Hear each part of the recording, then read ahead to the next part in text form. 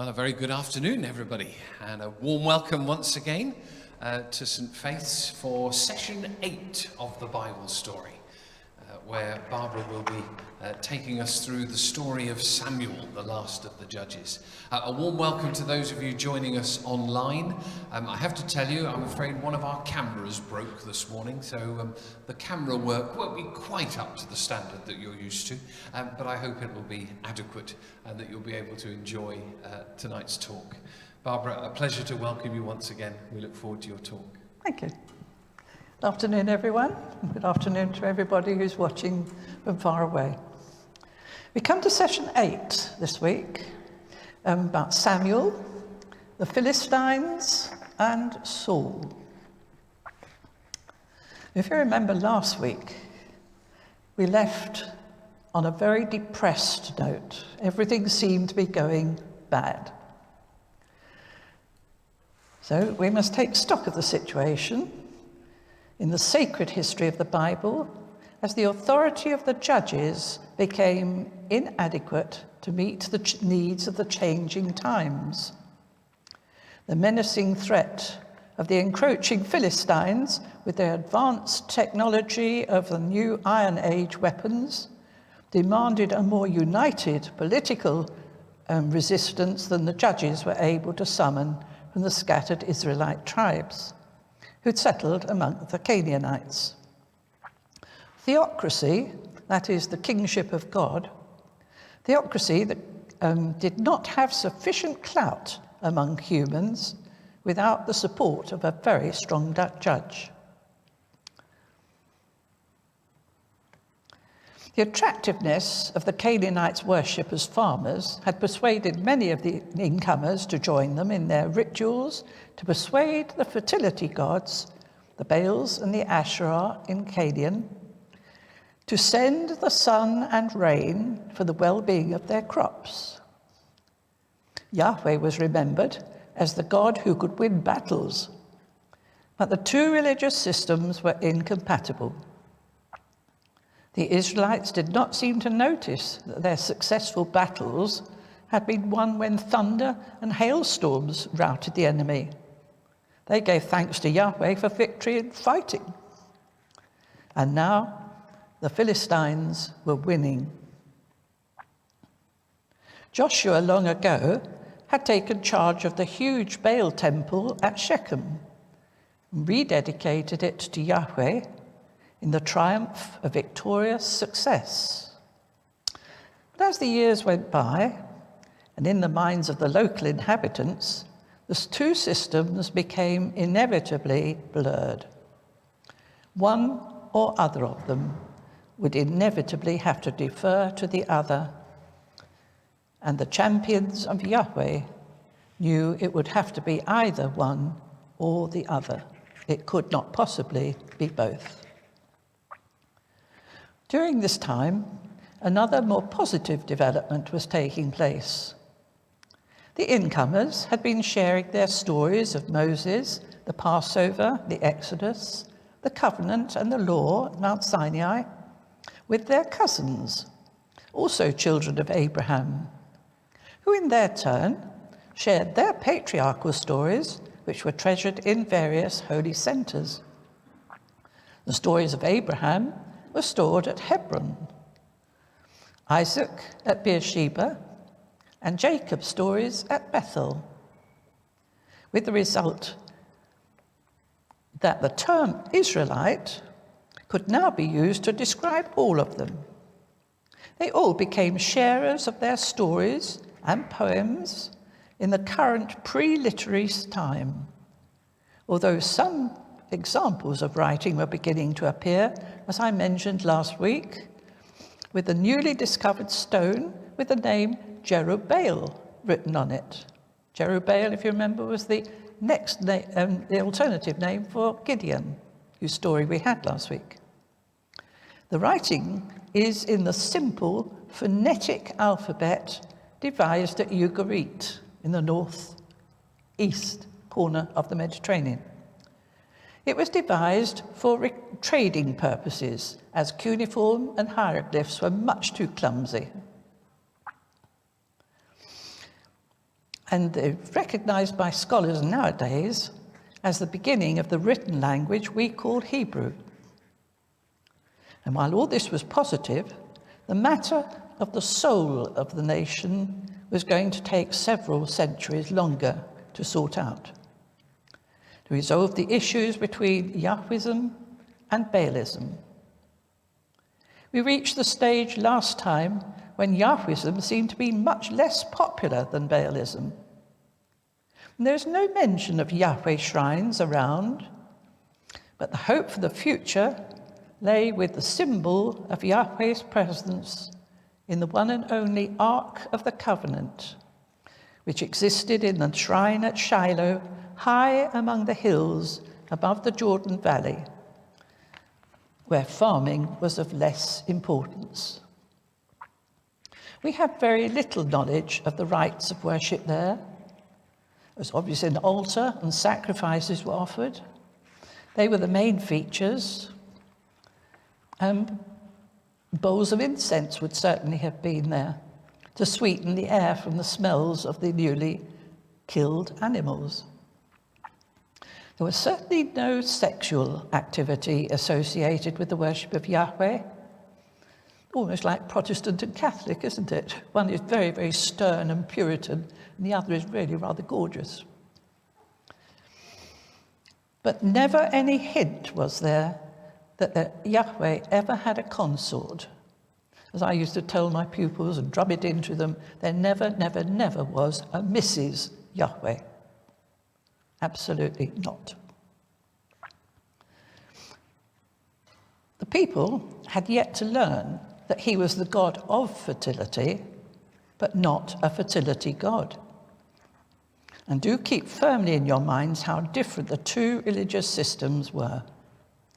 Baalism was about controlling and manipulating the gods to acquire good crops. Today we'd call it technology. Whereas Yahwism was about serving God and obeying his law. And so the stories for this session. The Philistines were gradually dominating more and more of the land with their superior weapons, and they were unopposed by any great powerful empires from overseas. Both the Hittite Empire and the Egyptian Empire were in decline. So there was little or no international interference. And we now meet the last and most famous of all the judges, Samuel, who grew up at the shrine of Yahweh at Shiloh. The stories of Samuel are prefaced by a delightful and homely birth story, from which we get a rare glimpse of life for the loyal devotees of Yahweh.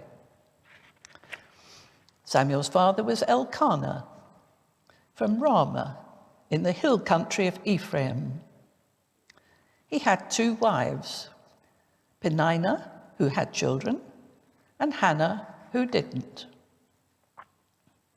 Elkanah went to Shiloh with all his family once every year to offer a sacrifice to Yahweh.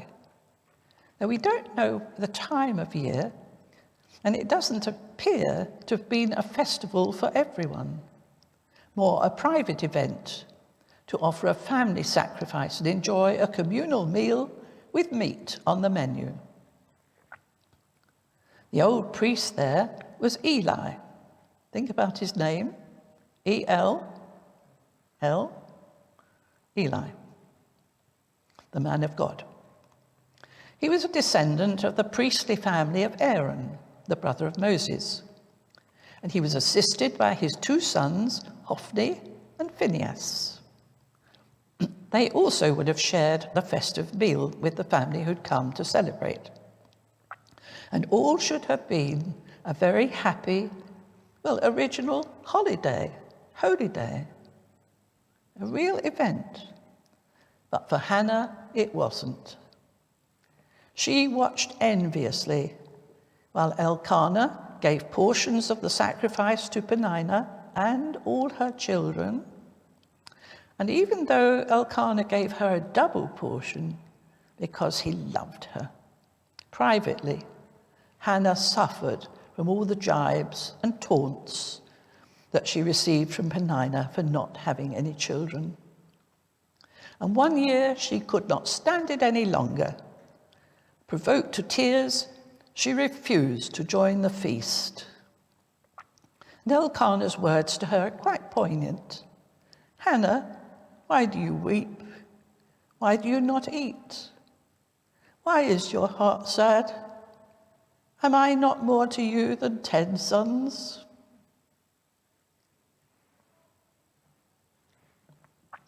Hannah left and slipped quietly into the hall where the ark was kept. Do you remember what it looked like?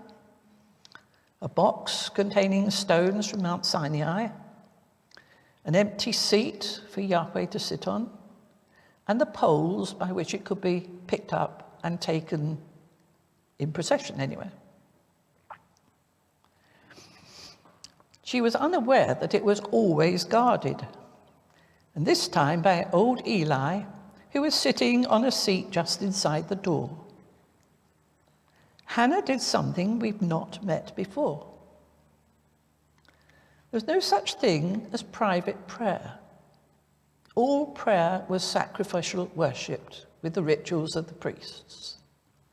But here we have Hannah sitting in front of the ark, thinking she was alone, praying herself with words from her heart, as she made a vow. She promised if she could bear a son, she would give him to Yahweh as a sacrifice, not to be killed, but to live and grow up at Shiloh as the servant of Eli and the other priests. She also promised that he should grow up like Samson, to abstain from alcohol and never to cut his hair. Eli was shocked. He'd watched her. He couldn't hear her. He could see her mouth moving. And ordinary people did not pray like that. He couldn't hear what she said and thought she'd already had too much to drink at the family festal meal. "How long will you make a drunken spectacle of yourself?" he asked her angrily. But he softened when he heard her story and wished her well, telling her to go in peace, and may Yahweh hear your prayer. She did. She rejoined the family feast, and the next day they returned home to Ramah. And within the year, she had become the mother of little Samuel. She stayed at home that year when the family went to Shiloh, promising to go again when the baby was fully weaned, when she would fulfill her vow and give him to be a servant at the shrine of Yahweh in Shiloh. And she did just that. She gave him to Eli with gifts for his maintenance, reminding Eli that she had been the woman who'd prayed so outrageously in front of the ark. So Samuel stayed with Eli at Shiloh, and his mother saw him, once every year, when she would take him a little new robe as he grew older and bigger. Now, this delightful homely birth story ends with the comment, "The boy continued to grow both in stature and in favor with Yahweh and the people." And if that rings bells to you, that's not a surprise. This, however, was in great contrast to the sons of Eli, Hophni and Phinehas, who were not very good sons. They refused to mend their ways whenever Eli tried to persuade them. But Samuel grew up and was a loyal servant to Yahweh and to Eli. Though it would seem that Shiloh was in decline and rather short of worshippers. The comment was that the word of Yahweh was rare in those days, and visions were not widespread. Then one night, when old Eli, who was beginning to go blind and was sleeping in his own room, leaving Samuel on night duty guarding the ark in its shrine, Samuel heard his name being called, and thinking it was Eli in need of something, he went to him, only to be told that Eli had not called for him. It happened a second time, and again Eli denied having called him. And when it happened for a third time, Eli realized that something important was happening. He told Samuel to go back, and if he heard his name called again, he was to answer with the words, "Speak, Yahweh, your servant is listening." The result was shattering. Samuel realized that he was to replace the family of Eli and become a prophet of Yahweh. He didn't like to tell Eli next day what had happened, but Eli persuaded him. He was a good man, Eli. He was not angry, but he accepted that he and his sons had proved themselves unworthy in comparison with Samuel. It wasn't long after this that the Philistines attacked successfully. They killed many Israelites in the Battle of Ebenezer, which has been dated at 1050 BC, so at the end of the 11th century.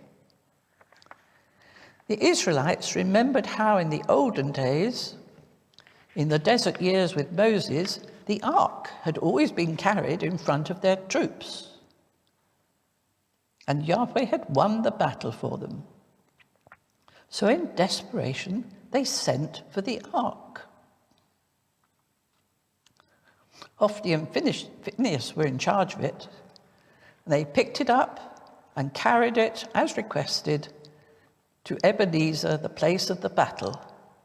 With such a loud shout of excitement went up that it reached the Philistines and filled them with great fear at the thought of fighting against a god, and with the God who had such a reputation, fighting against the Pharaoh of Egypt in days long ago.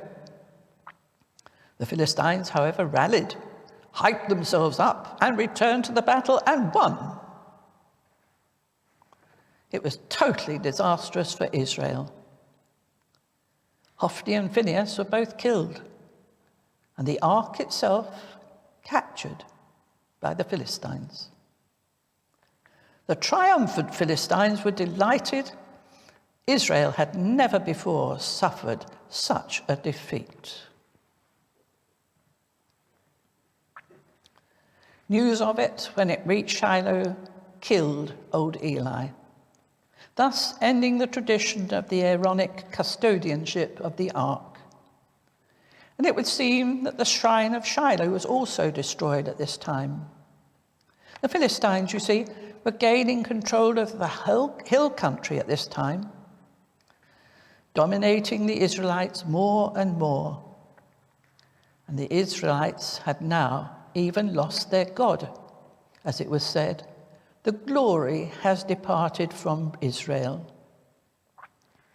The ark, however, was not destroyed by the Philistines. They placed it as a trophy in front of the foot of their god, Dagon, in his temple at Ashdod. Here we have the picture of the Philistines' fish god, a big statue, and how he's always portrayed in pictures with a sort of mermaid bottom half. There are lots and lots of those pictures around the Mediterranean, but that was Dagon, the fish god of the Philistines.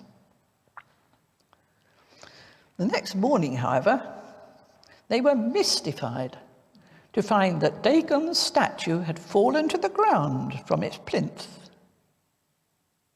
They put it back, only to find next morning it had not only been toppled again, but that its head and hands of the statue had been broken off. Oh. In terror, they held a council to decide what to do with the ark. The citizens of Gath offered to have it. They were soon victims of an extraordinary plague of bad boils. They blamed the ark and hastily sent it on to the city of Ekron, where more plagues broke out. The ark was definitely not welcome. This time, the Philistines decided to return it to Israel, being too hot to handle. So 7 months after they captured it, the Philistines returned it on a cart drawn by 2 cows and with gifts of gold. Let me go back to the ark.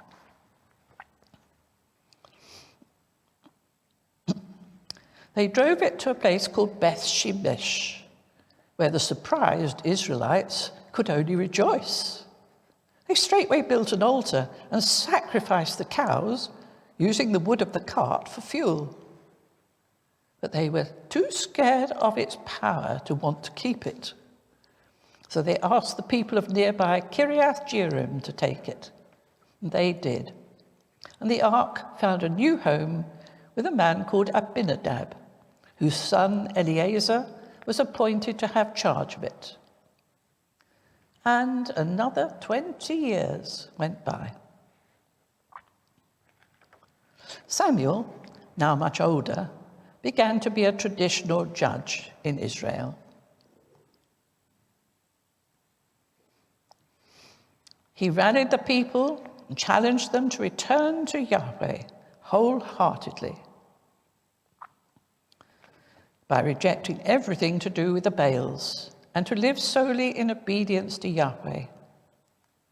They did, but when the Philistines became aware of this vigorous religious revival at Mizpah, they prepared for battle again. This time, they suffered a setback. They were routed when Yahweh thundered with a loud voice, and they fled in confusion, giving the victory to Israel. And more such victories for Israel resulted in greater confidence.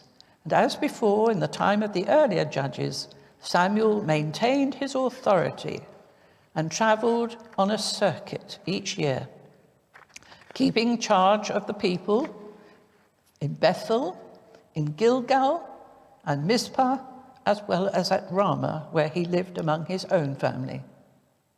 And there was no more trouble for years, until Samuel was approaching old age.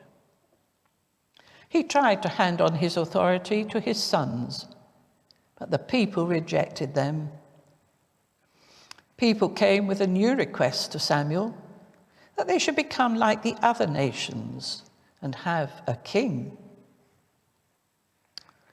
Now this was a crisis for the theocracy.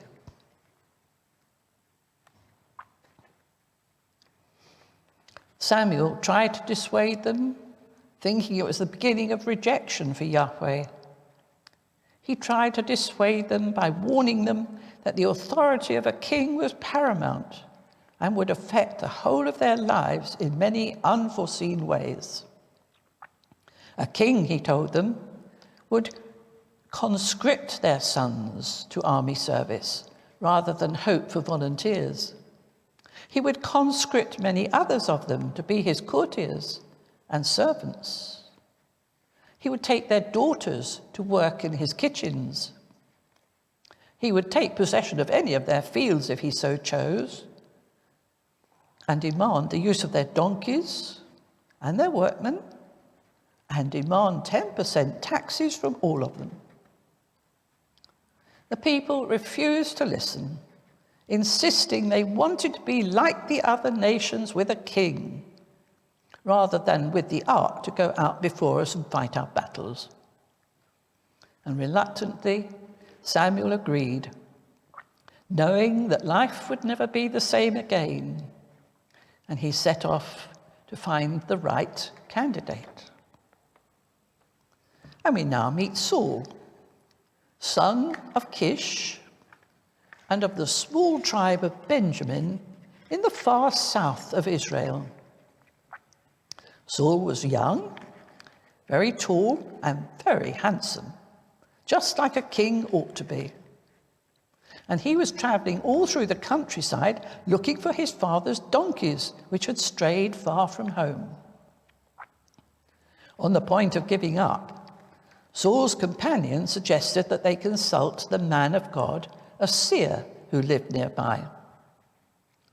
Saul commented that they had no gift to offer such a man, but his companion searched and found a 1/4 shekel of silver from his bag.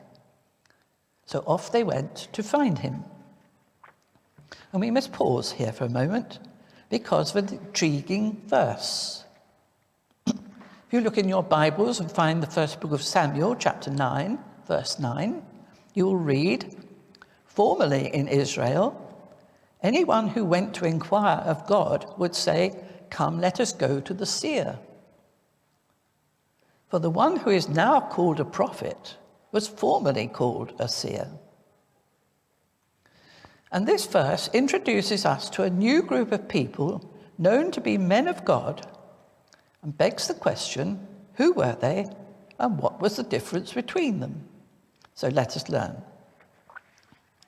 Originally, it seems that early prophecy was a communal activity, mainly connected with the Baal shrines, enhancing the worship with music, songs, drug-enhanced dancing, until they all fell into a semi-conscious frenzy of ecstatic holiness. Occasionally, small groups of them, often all related to each other, would break away. They could be found roaming the countryside and creating much fearful excitement among the villagers as they arrived, rather like the old-fashioned circus coming to town. Everyone wanted to go and watch their spectacular performances, but nobody wanted their children to leave home and go off with them. They were considered not quite respectable by ordinary people, and therefore to be avoided for safety's sake. But in contrast, the seers were just that, people who could see. They were seers. They were individuals, people of great perceptive insight, like good journalists today, who could assess the concerns of the present time with knowledge of the past and could see in their mind's eye what would be the most likely outcome in the near future. Later on, the prophets and the seers, became less distinguishable. And the Israelites began to develop prophets of their own for Yahweh, thus making them more acceptable to their society, but very confusing for us when they began to call the seers prophets as well. But as time went by, bands of ecstatic prophets were also employed in the royal courts, rather like the advisors in Downing Street, usually anonymous, but there to be consulted on political or military policy matters. Whereas by contrast, the individuals, usually known to us as the prophets in the Old Testament, erupted from a variety of home backgrounds, usually having a regular job in society and only occasionally compelled to comment on the current affairs of their time, validated their outbursts with the phrase, "Thus says Yahweh," and off they went. Now, it's important to realize it's only in the Christian era that the prophets have been associated with fortune-telling or telling the future. That's because when their prophecies were reinterpreted and validated by the early Christians to show that they had foretold the coming of the Jesus as the Messiah, and that was the great climax of God's great plan for his people. So if you think of the prophets as telling the fortune, as you hear in the sort of Handel's Messiah and things like that, it wasn't original. It was only when the early Christians began to look back and reinterpret them. So back to the exciting story of Saul. Saul and his companion went to find the man of God. But as they went up the hill towards the town, they met some girls who directed them. It so happened to be the day when the man of God was to arrive to offer a sacrifice at the local shrine and bless the sacrificial meal for the celebratory meat for the meal. As they went, they met Samuel himself, just as he was pondering who could he find who would make a good king. He was dazzled by the sight of the tall, good-looking man in front of him. He identified himself as the seer and invited Saul to go with him to the sacrifice and to the subsequent feast, where he invited Saul to have a seat of honor. Samuel was obviously impressed with Saul. And believing himself to be prompted by Yahweh, he met him again the next morning as they both set out for their journeys home. Alone, Samuel poured some oil on the head of Saul, kissed him, and told him he was Yahweh's choice to become king in Israel.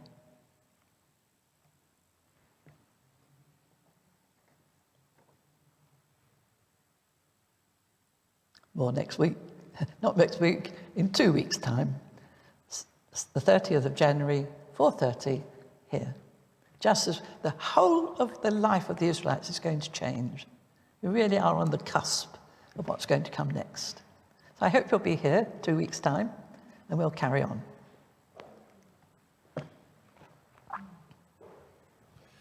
Splendid. Thank you very much. Another fascinating account for us to digest and take home. As someone who has made a vow of obedience to Her Majesty and who quite likes the old dear, I did nevertheless enjoy hearing debates about the divine right of kings and the setting up of monarchs under Samuel. There's going to be something that is perpetual through history from now on. Yes. Who is in charge, God or the crown? Yeah.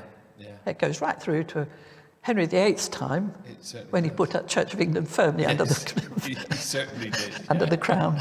It wasn't a theocracy anymore, was it? Great. Well, thank you. Let me invite you to join me in thanking Barbara for another splendid and fascinating session.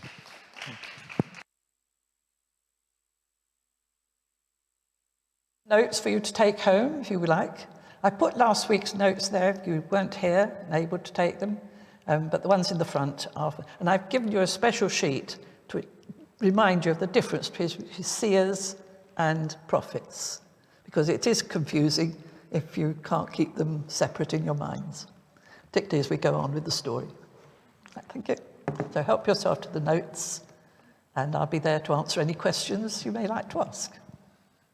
And I might just mention that, of course, one of the reasons we won't have a session next week is because next week is our monthly choral evensong, where we invite people to come and sing with our choir. We practice from 4:45, and then the service is at 6:30. It's always spectacular. Great big group of choral singing, all singing together. So come and join us if you can. If you want to sing with the choir, be here at 4:45. If you want to just come and just luxuriate in the music, come at 6:30. And we'll see you in 2 weeks' time for the next installment of the Bible story. All right. Thank you.